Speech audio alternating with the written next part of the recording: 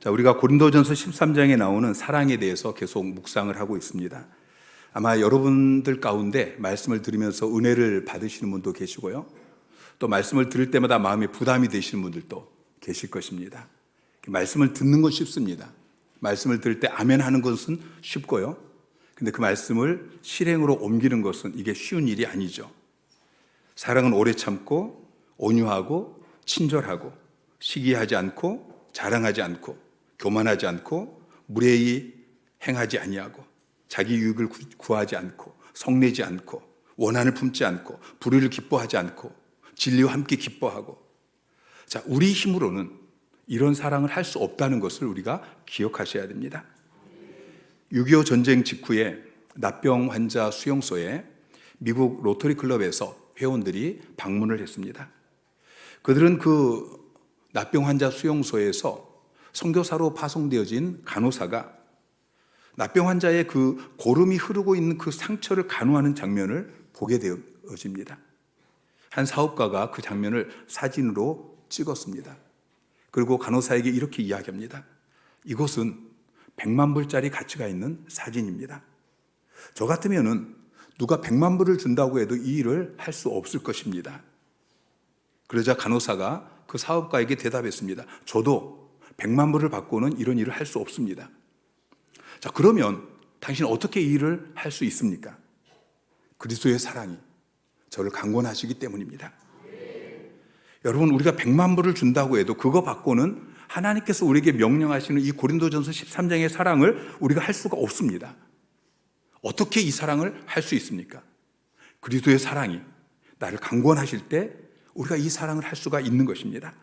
나를 사랑하셔서 나 같은 것을 오래 참으시고 온유하시고 친절하시고 무례하지 않으시고 성내지 아니하시고 불의를 기뻐하지 않으시고 그래서 불의한 나를 의롭게 하시기 위해서 내 대신 십자가 못 박혀 죽으시고 그 핏값으로 나를 구원하시고 나를 하나님의 자녀 삼아주신, 지금도 나의 삶을 지키시고 인도해 주시는 그 사랑을 체험한 사람만이 그 사랑이 나를 강권해서 이 고린도전서 13장의 참사랑을 할 수 있게 되어지는 것입니다. 우리 가운데 그런 사랑을 하시는 분들이 많이 계십니다. 여러분 모두의 심령 가운데 십자가에 못 박히신 그 우리 주님의 그 놀라운 사랑이 부어지기를 축원합니다. 그 사랑이 나를 강권해서 여러분 모두가 부부간에 그리고 부모와 자식 간에 그리고 셀 안에서 교회 안에서 주님이 계속해서 우리에게 말씀하시는 이 사랑을 하시는 여러분 되시기를 주님의 이름으로 축원합니다. 오늘 우리가 사랑의 12번째, 13번째 특징을 살펴볼 것입니다. 모든 것을 참으며 모든 것을 믿으며. 자, 사랑은 덮어주는 것입니다. 자, 7절은 사랑에 대해서 모든 것을 참는 것이다 라고 말하고 있습니다. 자, 사랑은 오래 참고부터 시작했습니다. 오래 참고에서 시작되어졌는데 오늘 본문에는 모든 것을 참으며 라고 이야기하죠. 자, 모든 것을 참는다는 것은 첫 번째 우리가 살펴보았던 오래 참고, 이것보다 더 적극적인 의미를 가지고 있습니다. 오래 참고라는 것은 내가 부당한 일을 당했습니다. 그럴 때에 상대방에게 내가 보복하지 않는 이 소극적인 태도를 의미합니다. 그런데 참으며, 이것은 더 적극적으로 상대방의 잘못을 덮어주는 것입니다. 오래 참고는 상대방이 나에게 잘못했는데 그것에 대해서 내가 보복하지 않는, 이건 이제 소극적인 태도입니다. 근데 참으면은 더 적극적으로 그 사람의 허물을 덮어주는 것입니다. 참으며라고 번역되어진 스테고라는 헬라어 단어는 지붕이라는 단어에서 유래가 되었습니다. 어떤 의미냐면은 지붕을 덮다, 잘못이나 실수를 덮어주다, 그런 의미를 가지고 있습니다. 그래서 대부분의 성경이 덮어주며 이렇게 번역하고 있습니다. 사랑은 모든 것을 덮어주는 것입니다. 아담과 하와가 하나님께서 먹지 말라고 말씀하신 선악과를 따먹었습니다. 그리고 죄를 짓고 나니까 자기들이 벌거벗고 있는 것이 부끄러워졌습니다. 그래서 무화과 나무 잎으로 치마를 만들어서 그 벌거벗은 것을 가리웁니다. 자, 그때 하나님께서 아담과 하와에게 어떻게 하십니까? 가죽옷을 지어서 입혀주십니다. 사랑하기 때문에 그들이 하나님 앞에 죄를 지었음에도 불구하고 그들의 허물을, 그들의 부끄러움을 덮어주신 것입니다. 자, 가죽옷을 지어서 입혀주기 위해서는 짐승을 죽여야 됩니다. 그래서 이 가죽옷은 어린 양으로 오실 예수 그리스도를 예표하는 것입니다. 자, 하나님께서 저와 여러분의 죄와 허물을 들추어내지 않고 덮어주시기 위해서 예수 그리스도를 대신 죽게 하셨습니다. 예수 그리스도에게 우리의 모든 죄를 대신 담당시키시고, 그래서 십자가 못 박혀 죽게 하시고 그 보혈로 우리를 덮어주신 것입니다. 이게 하나님의 사랑입니다. 자, 저와 여러분이 그 사랑으로 하나님의 자녀가 되었다면 우리도 이제 하나님을 닮아서 덮어주는 자가 되어야 합니다. 그런데 우리는 다른 사람의 잘못이나 허물을 보면은 덮어주는 것이 아니고 그냥 까발리고 싶어서 입이 근질근질 하지 않습니까? 남편이, 아내가 뭐 하나 작은 것 실수하면 그걸 참지 못하고 입으로 다 말해버립니다. 그리고 부부싸움 할 때마다 그것 다 또다시 들춰내지요. 여러분, 그러면서 말로만 여보 사랑해요 말하지 마시기 바랍니다. 사랑은 상대방의 허물을 말하는 것이 아니고 덮어주는 것입니다. 우리가 다 완전하면 좋은데 그렇지가 않습니다. 누구에게나 허물이 있고 또 상처가 있습니다. 서로 만날 때에 이것이 가시가 되어서 서로를 찌릅니다.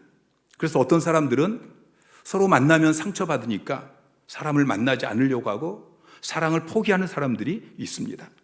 마치 고슴도치 같아요.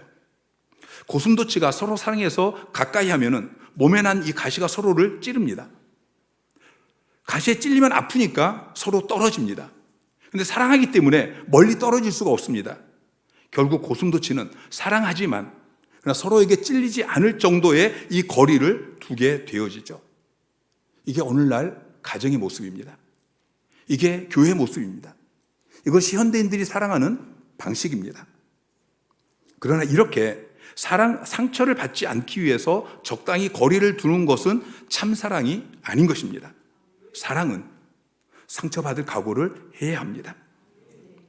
예수님께서 우리를 사랑하시면서 적당한 거리를 두지 않으셨습니다. 하늘 보좌를 내려놓고 우리 인간의 모습으로 우리에게 오셨습니다. 채찍에 맞으시고 창에 찔리시고 십자가에 달리셨습니다. 그렇게 주님께서 상처받을 각오를 하고 우리에게 다가오셨기 때문에 우리가 구원받게 되었습니다. 하나님의 자녀가 되었습니다. 여러분, 모든 인간관계가 다 그렇습니다.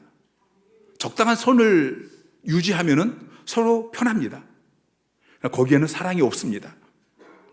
여러분, 우리 사람이 어떻게 서로 정이 들고 사랑이 깊어져 갑니까? 좋은 일만 있지 않습니다. 서로 의견이 충돌하기도 하고 서로 맞지 않는 부분들이 서로에게 부딪히기도 하고 그러면서 서로가 사랑이 깊어지는 것입니다. 그런데 사람들이 이 적당한 선을 유지하려고 합니다. 대형 교회에 사람들이 몰리는 이유가 있습니다. 그 이유 중에 하나가 무엇이냐면은 익명성입니다. 자기를 노출시키는 것을 싫어합니다. 그래서 보이지 않는 곳에서 혼자 예배를 드리다가 축도가 끝나기도 전에 적당히 빠져나가 버립니다. 자기에게 어떤 문제가 생겨도 그 문제를 오픈하지 않습니다. 중보기도 요청하지 않습니다. 그냥 혼자서 해결합니다. 여러분, 신앙생활을 그렇게 하지 마시기 바랍니다. 여러분, 셀가족 모임에 갈 때 처음에는 다 가면 쓰고 가잖아요. 자기 허물, 부끄러움, 연약함 다 감추고. 그런데 셀 모임에서 자기도 모르게 무장해제가 되어져 그냥 자기 모든 것을 오픈하고 자기의 속 이야기 다 끄집어내고 기도 제목 내어놓고, 여러분, 그러고 나니까 얼마나 좋습니까? 너무나도 좋은 영적 가족이 생겨난 것입니다. 여러분, 적당한 선을 유지하지 마시고 그 선을 넘어서 다가가시기 바랍니다. 그때 우리가 찔리지 않기 위해서 조심해야 됩니다. 고슴도치가 보통 5,000개의 가시가 있다고 합니다. 그런데 실제로는 이렇게 많은 가시가 있는데도 서로 어울리고 서로 사랑하고 그리고 새끼를 낳는다고 합니다. 서로에게 찔리지 않기 위해서 적당한 거리를 두는 것이 아니고 그 거리를 넘어서서 다가가면서 서로에게 찔리지 않기 위해서 조심조심 다가서는 것입니다. 그리고 더 중요한 것은 상대방의 가시를 덮어주는 것입니다. 여러분, 만남을 두려워하지 마십시오. 그런데 만날 때마다 여러분 하얀 보자기를 준비하십시오. 그리고 상대방의 가시가 보일 때마다 그 보자기로 덮어주시기 바랍니다. 그 보자기가 바로 사랑입니다.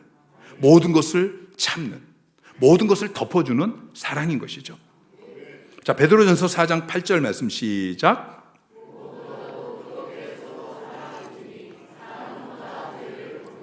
아멘. 사랑은 허다한 죄를 덮느니라 그랬어요.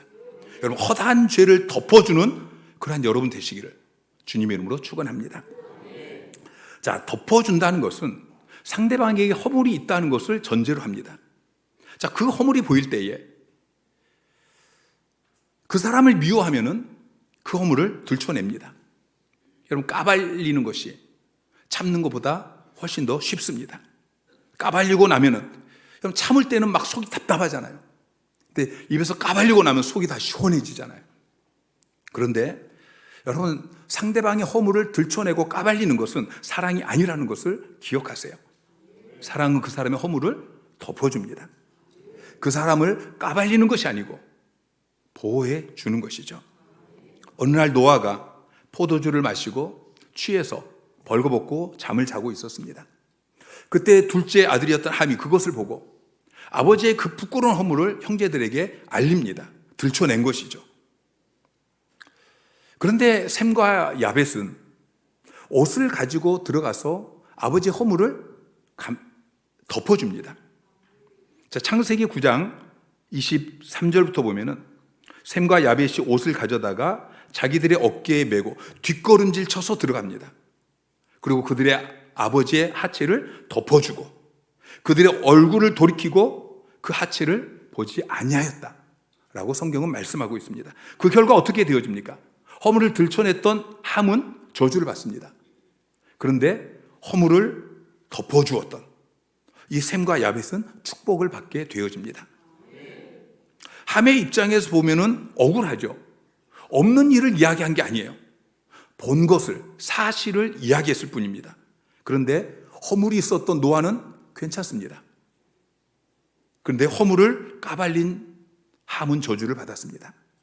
여러분, 이 원리를 잘 기억하시기 바랍니다. 교회 안에서도 그래요. 허물이 있는 그 사람보다도 그 허물을 까발린 사람이 더 혼날 수 있다는 것을 기억하셔야 됩니다. 여러분, 우리가 교회 안에서 함께 사역하다 보면은 서로 실수가 있어요. 그때 까발리지 마시고 덮어주는 자가 되시기 바랍니다. 함이 없는 말을 해서 저주받은 게 아니에요. 허물을 만들어서 저주받은 게 아니에요. 허물을 덮어주지 않는 이 사랑 없는 태도 때문에 저주를 받은 것입니다. 허물을 들춰내는 사람들은 항상 이렇게 이야기해요. 내가 그 사람을 아껴서 말하는데, 내가 그 사람을 사랑해서 말하는데, 내가 교회에 공의를 세우기 위해서 좀 말하는데, 아닙니다. 사랑해서 들춰내는 것이 아니고 덮어줄 수 있는 사랑이 없기 때문에 들춰내는 것입니다. 그리고 이상한 것은 그렇게 문제가 많은 사람, 그렇게 문제가 많은 교회는 멀쩡한데 공의 그러면서 까발리는 그 사람에게 문제가 생긴다는 것이죠. 이 세상의 방식은 폭로하는 것입니다. 누가 잘못하고 누구의 허물 있고 죄가 있으면 그걸 들춰내는 것입니다. 교회도 그 영향을 받아서 폭로하는 것이 당연한 것처럼 그렇게 행동하는데, 여러분, 우리 교회 안에는 함과 같은 사람이 없었으면 좋겠습니다. 예수님께서 가늠하다 현장에서 붙잡혀온 이 여인의 죄를 까발리지 않습니다. 그냥 덮어주셨습니다. 덮어주시기를 주님의 이름으로 축원합니다. 자, 그런데 때로는 그 사람의 죄를 그냥 내버려 둘 수 없을 때가 있어요. 지난주에 사랑에 대해서 이렇게 정의했습니다. 사랑은 불의를 기뻐하지 않고 진리와 함께 기뻐하는 것이다. 자, 마태복음 18장 15절부터 17절까지 말씀 시작. 내 형제가 죄를 범하거든 가서 너와 그 사람과만 상대하여 권고하라. 만일 들으면 내가 내 형제를 얻은 것이요, 만일 듣지 않거든 한두 사람을 데리고 가서 두세 증인의 입으로 말마다 확증하게 하라. 만일 그들의 말도 듣지 않거든 교회에 말하고 교회 말도 듣지 않거든 이방인과 세리와 같이 여기라. 아멘. 여러분, 죄는 미워해야 됩니다. 그러나 그 죄를 지은 사람까지 미워해서는 안 됩니다. 자, 누가 죄를 지으면 그냥 온 교회에 그것을 까발리는 것이 아니고 조용히 다가가서 권면해야 됩니다. 처음에는 혼자 가고 그 다음엔 두세 사람과 함께 가서 권면하고 그리고 회개하면 덮어줘야 됩니다. 그런데 끝까지 회개하지 않으면 그 사람을 위해서 그리고 교회 공동체를 위해서 드러내고 징계하라고 말씀하십니다. 근데 여기서도 주님이 강조하고 있는 것은 드러내는 것, 징계하는 것이 아닙니다. 가능하면 덮어주라는 것이죠. 잠언 10장 12절에 보면은 미움은 다툼을 일으키지만 사랑은 모든 허물을 가리운다, 덮어준다라고 이야기하고 있습니다. 잠언 17장 9절에 보면은 허물을 덮어주는 자는 사랑을 구하는 것이다. 그런데 그 허물을 거듭해서 말하는 사람은 벗을 이간하는 자다라고 이야기하고 있습니다. 여러분, 천국이 어떤 곳인 줄 아십니까? 천국은 모든 잘못과 모든 허물이 덮여지는 곳입니다. 반대로 지옥은 모든 허물, 모든 잘못이 들춰지는 곳입니다. 여러분, 어디 살고 계십니까? 여러분 가정은 천국입니까? 지옥입니까? 여러분 가정에서 서로 부부 간에 그리고 부모와 자식 간에 서로의 재물을, 잘못을, 허물을 들춰내십니까? 아니면 덮어주십니까? 여러분 셀 가족 모임은 천국이십니까? 지옥이십니까? 우리 하나교회는 천국입니까? 지옥입니까? 여러분은 천국 백성입니다. 여러분 천국 백성답게 다른 사람의 허물을 덮어주면서 살아가시기를 주님의 이름으로 축원합니다. 손희락 씨가 지은 덮어주는 사랑이라는 시가 있습니다. 사랑을 시작할 때는 앞못 보는 장님처럼 그대의 단점은 보이지 않았습니다. 그대 품에서 죽어도 좋을 것 같은 행복에 젖을 때 사랑의 꽃 피어났지만 시간이 흐를수록 눈의 시력 좋아지더니 그대의 단점과 아짐만 보입니다. 아름다운 사랑이란 그냥 덮어주는 것. 그대의 허물이 보일 때마다 나는 두 눈을 꼭 감습니다. 처음에는 단점이 보이지 않습니다. 여러분, 남편과 아내가 서로 만났을 때 단점이 안 보이잖아요. 부부간에도, 그리고 자식, 여러분 자식 처음 낳았을 때 단점이 뭐가 보입니까? 단점 투성인데 이쁜 것만 보이잖아요. 교회 안에서 성도들도 처음에는 단점이 보이지 않습니다. 근데 시간이 지나면서 단점이 보이기 시작합니다. 그리고 나중에는 단점만 보입니다. 사랑은 덮어주는 것입니다. 허물이 보일 때마다 눈을 꼭 감고 입을 꽉 다무는 저와 여러분이 되어지기를 주님의 이름으로 축원합니다. 자, 사랑의 13번째 속성은 모든 것을 믿는다는 것입니다. 자, 모든 것을 믿는다. 이 말의 의미는 변함없이 끝까지 항상 믿어준다. 그런 의미이죠. 자, 요한복음 13장에서 예수님의 사랑에 대해서 이렇게 표현하고 있습니다. 요한복음 13장 1절 말씀 시작. 6월절 전에 예수께서 자기가 세상을 떠나 아버지께로 돌아가실 때가 이른 줄 아시고 세상에 있는 자기 사람들을 사랑하시되 끝까지 사랑하시니라. 자, 예수님께서 제자들을 떠나실 것을 알고서 어떻게 하십니까? 제자들을 끝까지 사랑하셨습니다. 끝까지 사랑했다는 것은 끝까지 믿어줬다는 것입니다. 예수님은 가룟 유다가 배신할 것을 알고 계셨습니다. 베드로가 자기를 부인하고 저주할 것을 알고 있었습니다. 제자들이 비겁하게 다 도망갈 것을 다 알고 계셨습니다. 누가복음 22장 34절에 베드로에게 말씀하셨어요. 베드로야, 닭 울기 전에 내가 3번 나를 모른다고 부인하리라. 주님은 베드로가 부인하고 저주하고 도망갈 것을 알고 계셨음에도 불구하고 그 베드로를 끝까지 믿어주셨습니다. 이게 끝까지 사랑하는 것입니다.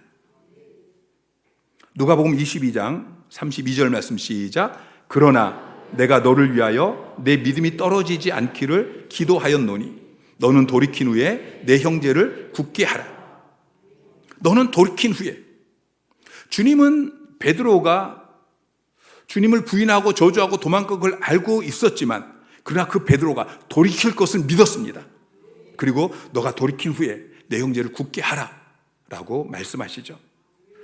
자, 그런데 베드로는 주님이 자기를 그렇게 믿어줬음에도 불구하고 주님을 부인하고 도망갑니다. 심지어는 주님이 부활하신 것을 목격하고 나서도 고향으로 돌아가서 물고기 잡는 삶을 살아갑니다. 요한복음 21장 3절 말씀 시작. 시몬 베드로가 나는 물고기 잡으러 가노라 하니 그들이 우리도 함께 가겠다 하고 나가서 배에 올랐으나 그날 밤에 아무것도 잡지 못하였으니. 자, 부활하신 주님을 목격했으면 이제 돌아가서 내 형제를 굳게 하는 일을 해야 되는데 오히려 베드로가 앞장서서 나는 물고기 잡으러 가겠노라 그랬더니 제자들이 다 따라서 우리도 물고기 잡으러 고향으로 돌아가겠다. 여러분, 그런데 주님은 그런 베드로를 끝까지 믿어주십니다. 또다시 찾아오십니다. 내가 나를 사랑하느냐? 내 어린 양을 먹이라. 3번이나 말씀하십니다.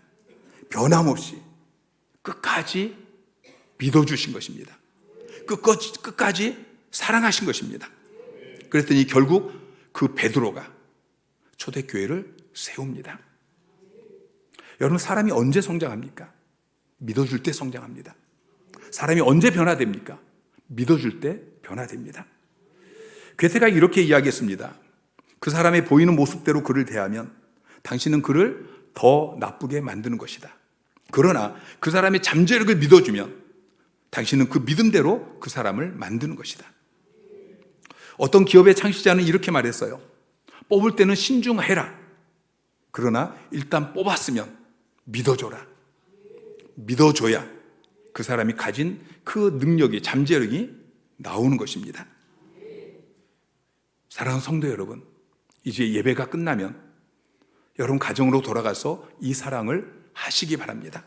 가장 먼저 부부간에 서로 끝까지 믿어주시기 바랍니다. 여러분, 부부가 되었으면 서로가 끝까지 신뢰해야 하는 것입니다. 바보 온달과 평강공주 이야기 여러분 잘 아시죠? 온달은 평강공주를 만나기 전에는 사람들에게 바보라고 무시당하던 사람이었습니다. 그런데 평강공주는 온달을 무시하지 않습니다. 믿어줍니다. 그 믿음과 사랑 속에서 온달이 장군으로 세워지게 됩니다. 여러분, 믿음에는 놀라운 힘이 있습니다. 부족하고 연약한 사람일지라도 믿어주고 격려할 때에 다시 일어날 힘을 얻게 되어집니다. 내가 기대하는 그 사람으로 세워지는 것입니다.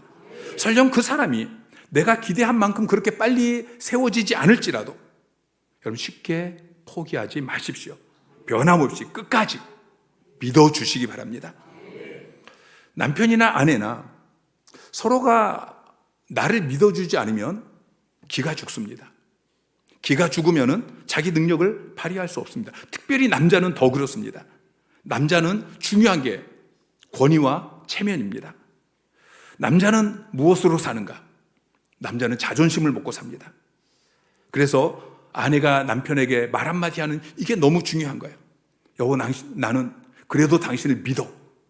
여러분, 이 말 한마디가 남편의 길을 살린다는 것을 기억하시기 바랍니다.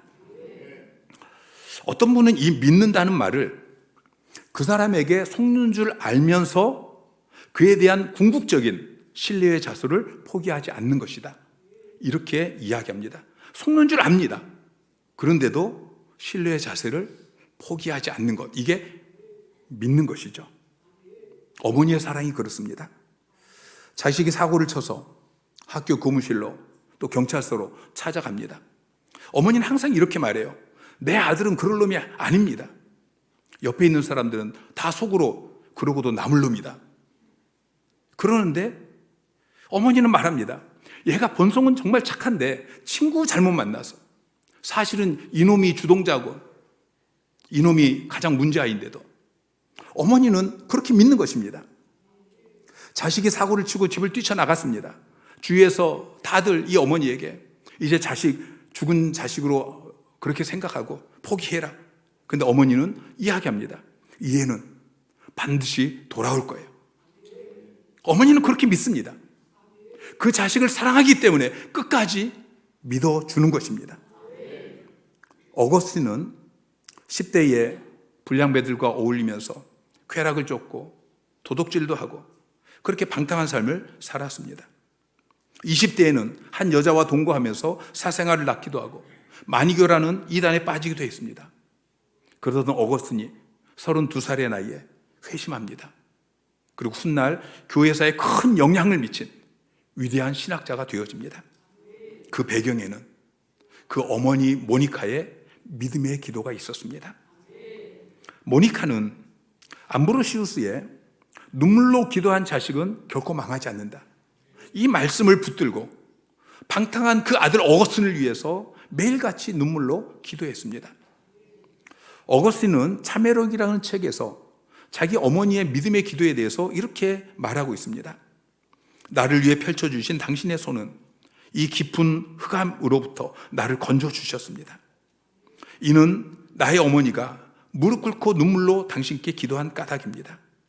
당신의 신실한 여종인 나의 어머니는 보통의 어머니들이 죽은 자식을 위해 우는 것보다 살아있는 나를 위해 더 울었습니다. 어머니가 늘 기도하던 곳은 눈물로 바닥이 홍건히 젖곤 하였습니다. 하나님은 자식을 위해 흘린 눈물의 기도를 들어주셨고 그 눈물을 멸시하지 않으셨습니다.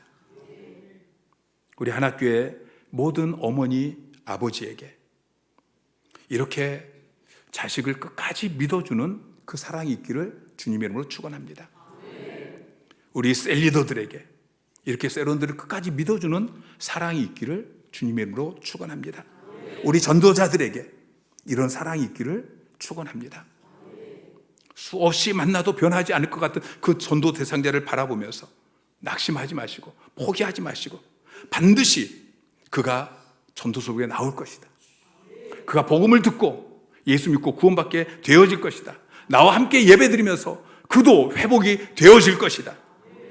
우리 전도소 그룹에 그런 VIP들이 있습니다. 아무리 찾아가도 냉랭하고 전도소 그룹에 절대 오지 않을 것 같은 그런 사람. 그런데 포기하지 않고 기도하고 그러면서 찾아갔더니 어느 날 갑자기 180도 변화되어져서 전도소국에 나오고 그 다음 주에는 자기 친구 데리고 나오고. 여러분 끝까지 믿어주시기 바랍니다. 내 옆에 나를 포기하지 않고 끝까지 믿어주는 그 한 사람만 있어도 우리는 다시 일어설 용기를 얻게 되어집니다. 비록 속도는 느릴 수 있고 시행착오를 겪을 수 있지만 그러나 오롯이 그 비전을 향해 달려갈 수 있는 힘을 얻게 되는 것입니다. 사랑하는 성도 여러분, 여러분 옆에 그런 사람이 있으십니까? 끝까지 나를 믿어주고 끝까지 나를 포기하지 않냐고 내 편이 되어주는 그 사람이 있으십니까? 그리고 여러분은 누군가에게 그런 사람이십니까? 여러분 남편에게, 여러분 아내에게, 여러분 자식에게, 그리고 새 가족들에게, 성도들에게 여러분 그런 사람이십니까? 사랑은 덮어주는 것입니다. 사랑은 끝까지 믿어주는 것입니다. 우리 하나교회가 그런 공동체가 되기를 주님의 이름으로 축원합니다.